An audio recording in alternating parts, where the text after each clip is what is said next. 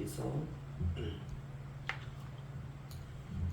1장 1절에서 3절이요.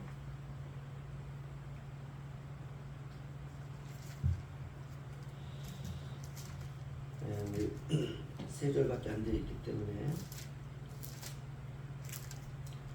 우리 한 목소리로 함께 읽겠습니다. 시작. 우스 땅의 욥이라 불리는 사람이 있었는데 그 사람은 온전하고 정직하여 하나님을 경외하며 악에서 떠난 자더라. 그에게 아들 7과 딸 3이 태어나니라. 그의 소유물은 양이 7,000마리요 낙타가 3,000마리요 소가 500결이요 암나귀가 500마리며 종도 많이 있었으니 이 사람은 동방 사람 중에 가장 훌륭한 자라. 아멘. 우리가 이제 시편, 잠언, 전도, 아가서까지 우리가 새벽 예배 때 살펴보았는데요.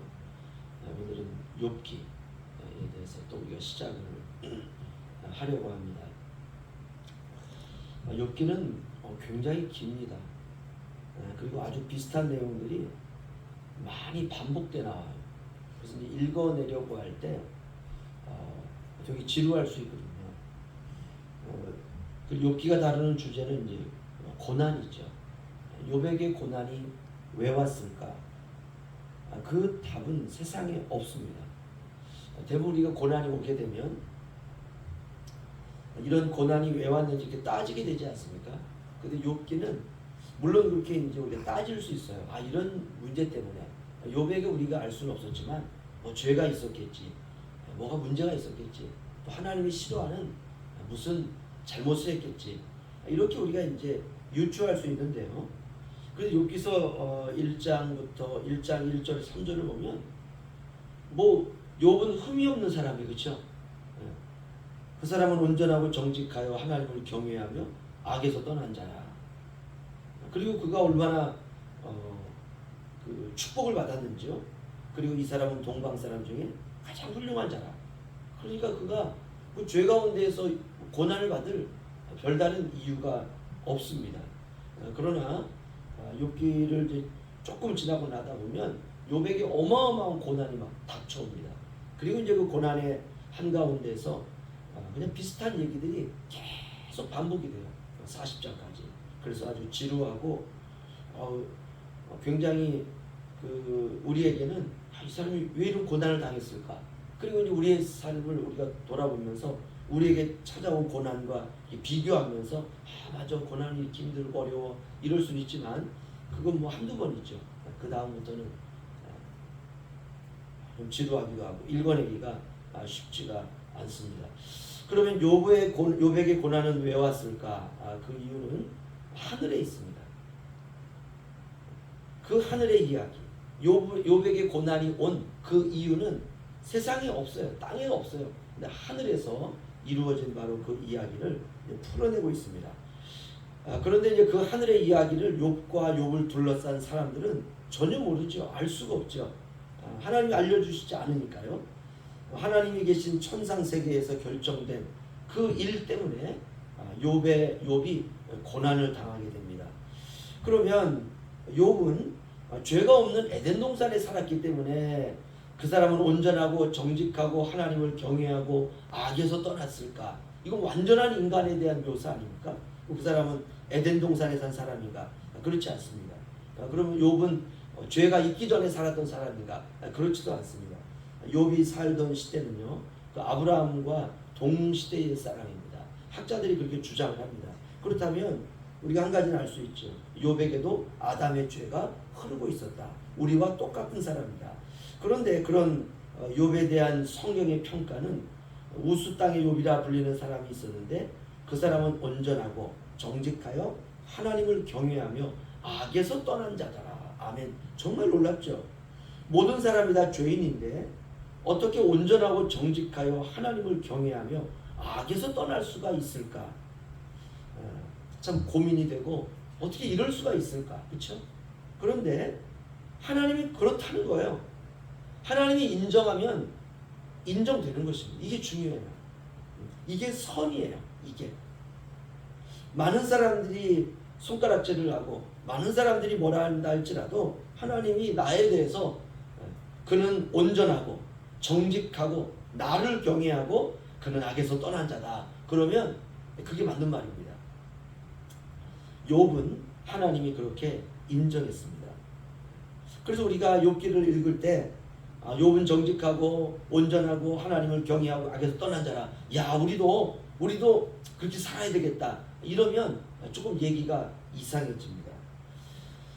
하나님 편에서 그렇게 말씀하시면 실제 욥은 형편이 없는 사람이라 할지라도 그는 온전하고 정직하여 하나님을 경외하며 악에서 떠난 자로 인정이 되는 것입니다.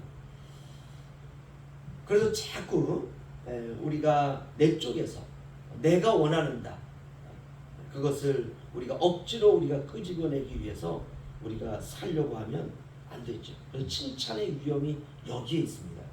자꾸 사람들이 칭찬하면요, 사실 그렇지 않은데 착각할 수 있어요. 그리고 우리가 교만해질 수가 있습니다. 우리는 사람의 평가로부터 하나님의 평가로 시선을 옮겨야 됩니다. 오늘 욥은 온전하고 정직하고 하나님을 경외하고 악에서 떠난 자라. 이건 사람들이 하는 말이 아니거든요. 하나님의 평가입니다. 우리가 이런 부분에 있어서 욥은 항상 하나님을 의식하며 살았다라고 할 수 있습니다. 욥이 어떻게 하나님을 의식하며 살았느냐, 그게 4절 5절에 나옵니다. 4절 5절 우리 함께 읽겠습니다. 시작. 그의 아들들이 자기 생일에 각각 자기 집에서 잔치를 베풀고 그의 누이 3명도 청하여 함께 먹고 마시더라. 그들이 차례대로 잔치를 끝내면 욥이 그들을 불러다가 성결하게 하되 아침에 일어나서 그들의 명수대로 번제를 드렸으니 이는 욥이 말하기를 혹시 내 아들들이 죄를 범하여 마음으로 하나님을 욕되게 하였을까 하미라. 욥의 행위가 항상 이러하였더라. 아멘. 그럼 어떻습니까? 놀랍죠. 이게 욥의 신앙의 자태입니다. 자녀들을 하나님 앞에서 세상과 구별하여 살도록 하려고 하는 욥의 신앙이 나옵니다. 그들이 차례대로 잔치를 끝내면 욥이 그들을 불러다가 성결하게 하되 아침에 일어나서 그들의 명수대로 번제를 드렸으니 이는 욥이 말하기를 혹시 내 아들들이 죄를 범하여 마음으로 하나님을 욕되게 하였을까 하니라. 욥의 행위가 항상 이러하였더라. 아멘. 욥이 항상 이렇게 살았다는 거예요. 여러분, 남자가 대단하지 않습니까? 여자가 만약 이렇게 살았다면 뭐 우리가 이해할 수 있어요. 왜? 여성들은 원래 신앙이 깊잖아, 그렇죠? 근데 남자가 이렇게 살았다? 대부분 지금 욥을 우리가 앞에서 보면 그가 어마어마한 재산, 재력가 아닙니까? 그럼 자녀들도 어마어마한 재력가라는 거거든요. 욥이 막 띄워줬을 거란 말이에요. 그러니까 그 자녀들이 생일 때가 되면 서로 모였어요, 이 자녀들이.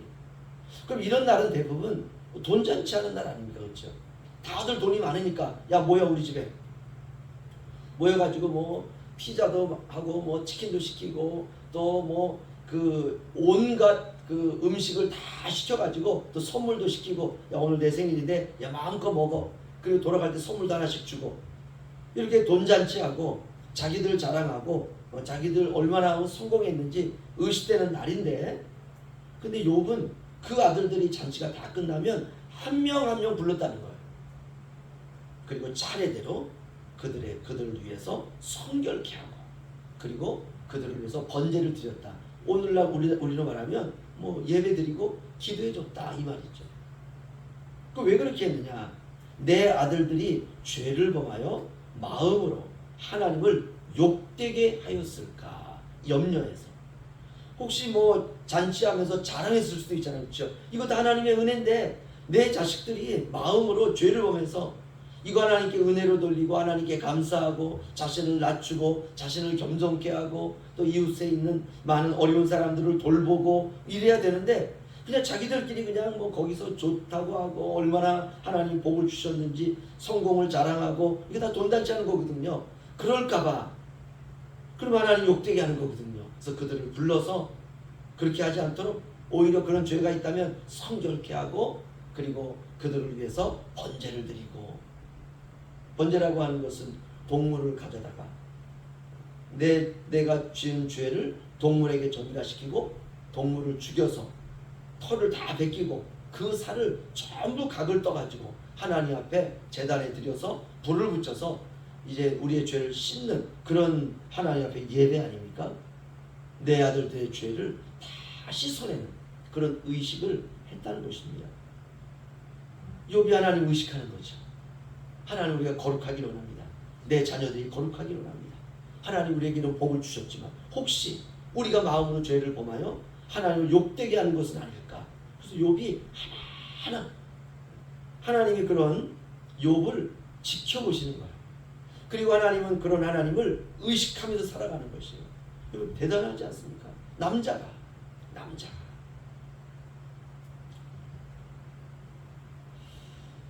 이런 욥을 하나님이 축복하지 않을 수가 없죠. 그렇죠? 3절 한번 보시죠.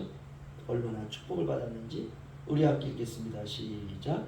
그의 소유물은 양이 7,000마리요 낙타가 3,000마리요 소가 500결이요 암나귀가 500마리며 종도 많이 있었으니 이 사람은 동방 사람 중에 가장 훌륭한 자라. 아멘.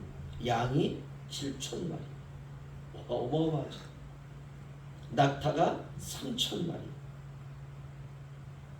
제 생각에 이 동물은요 매년 늘어납니다. 왜냐면 매년 새끼를 낳을 거니까. 소가 500결이. 옛날엔 소 한 마리만 가지고 있어도 우리 자식들 그 교육 다 시킨 날이 있거든요. 근데 소가 500결이. 이스라엘에서 한 결이 하면은 2마리입니다. 2마리가 그 멍에를 메고 밭을 가는 거예요. 그래서 한 결이 하면 2마리입니다. 그리고 500결이니까 1000마리예요. 소가 1000마리, 암나귀가 500마리.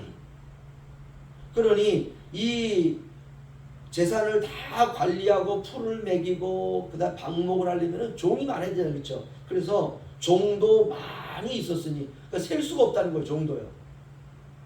이 사람은 동방 사람 중에 가장 훌륭한 자. 한마디로 말하면 신앙도 좋았지만 부자였다. 우리가 이런 생각하죠. 야, 신앙이 이렇게 좋으니 축복받으면 하지. 그렇습니다. 이 사람은 동방 사람 중에 동쪽에 살고 있는 사람들 중에서 가장 훌륭한 자라. 신앙이 있어서도 하나님이 그 사람을 이렇게 평가합니다. 그 사람은 온전하고 정직하여 하나님을 경외하며 악에서 떠난 자라. 이런 욥이 신앙도 좋고 인품도 좋고 축복도 받았는데 생일잔치가 끝나면 자식들을 불러다가 성결하게 하고 아침에 일어나 그들의 명수대로 번제를 드리고 7남 3노니까 10번 제사를 드리는 거예요. 10번. 그리고 욥이 말하기를 내 아들들이 혹시 죄를 범해서 마음으로 하나님을 욕되게 하는 일이 없었을까? 있다면 하나님 용서해 주옵소서. 명수대로 다 제사를 드리고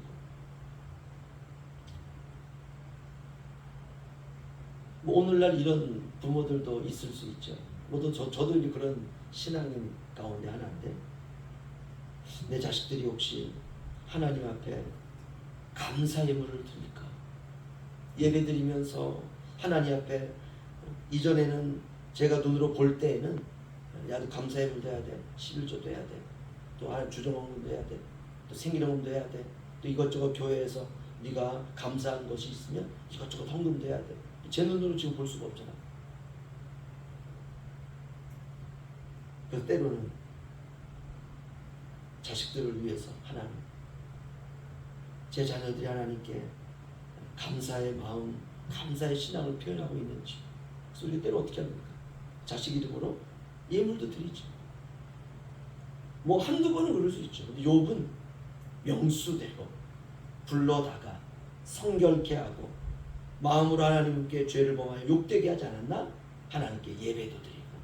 아니 이렇게 세상에 완벽한 사람이 어디 있습니까? 완전 칭찬 일색이지 않습니까?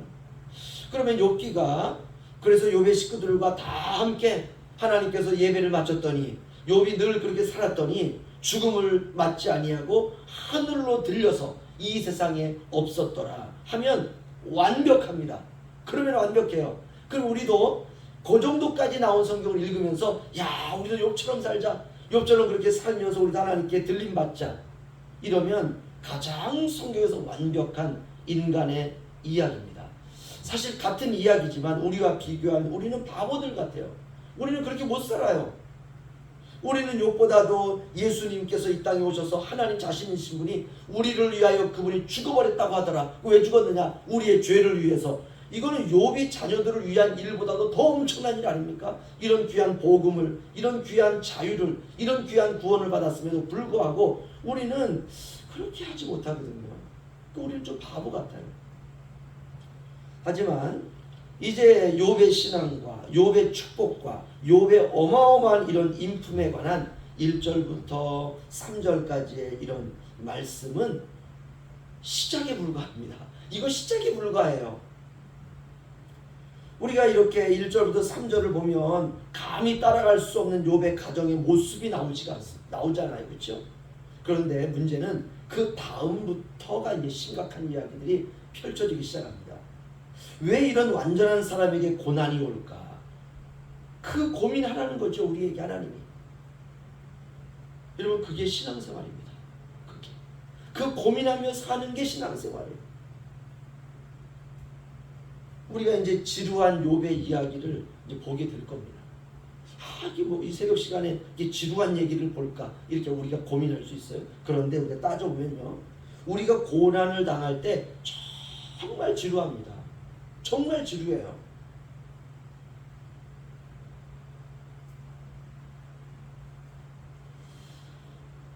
그냥 웬만한 고난들은 그냥 벌떡벌떡 일어나가지고 그냥 아무 일 없었듯이 그냥 우리의 신앙이 그냥 정반대로 내가 요만큼 고난을 받았지만 이 고난을 이겨내고 그냥 이야 저 사람이 어떻게 저렇게 기쁨으로 살아갈 수가 있을까? 저렇게 엄청난 신앙으로 살아갈 수가 있을까? 이야 원래 저렇게 엄청난 신앙이었구나. 이러면 참 좋은데 고난이 어떻습니까?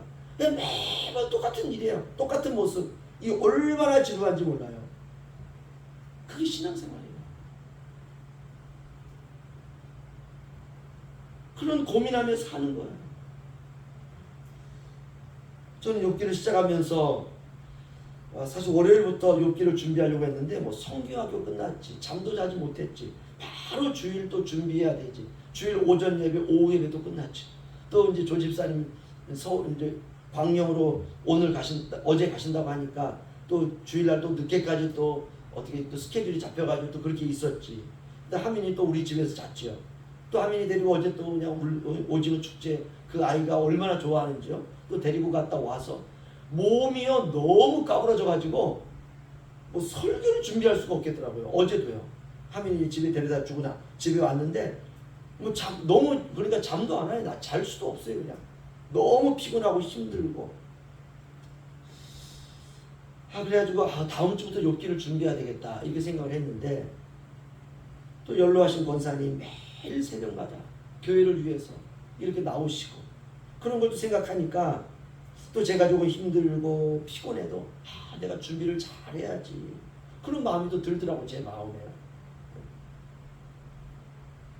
그래서 욥기를 이거 시작을 해야 되겠다. 욥기는 우리도 그러니까 욥처럼 완벽하게 삽시다 그런 이야기가 아닙니다. 오늘은 우리가 하나 궁금증을 가지고 돌아갔으면 좋겠습니다. 이런 완벽한 욥에게 왜 고난이 왔을까? 왜 이 고난이 그렇게 오래 지속되었을까? 많은 학자들이 그렇게 얘기합니다. 욥이 고난을 받았을 때 나이가 어떻게 되었을까? 한 70살 되었다라고 생각해요. 70살. 그리고 욥은 그 이후부터 정말 100년 이상을 삽니다. 한 140년 이상을 살아요. 이런 욥에게, 완벽한 욥에게, 그것도 남자가 그렇게 신앙이 좋은데 왜 이런 고난이 왔을까? 이거 오늘 한번 고민하고 생각하면서 우리에게 찾아온 고난도 한번 생각해 보자고요. 왜 나에게 이런 고난이 왔을까? 때로는 이유를 알 수 없을 때도 있거든요. 이유를 알 수 없을 때도 있어요. 그럴 때가 있습니다. 그게 신앙생활이에요. 우리도 욥처럼 그 찾아온 고난을 욥의 일대기를 잘 따라가 보면서 우리도 욥처럼 하나님 앞에서 하나님 의식하면서 하나님 바라보면서 살아가는 복된 하루 되시기를 주의 이름으로 축원합니다.